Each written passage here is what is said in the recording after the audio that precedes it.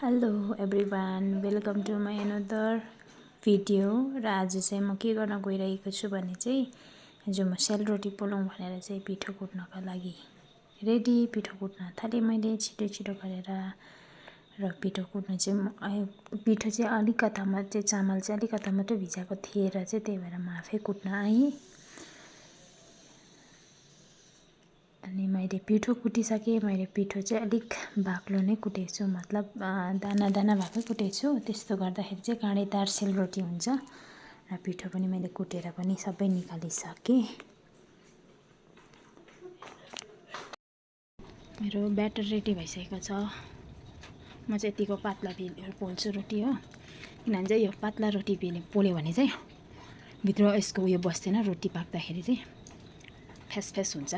यतिको पातला पोल्छु म। फर्स्ट सिक्दै यस्तो पोलेकोले, यतिको पातला पोलेकोले अझै म बाक्लो पोल्नु सक्दिनँ हो।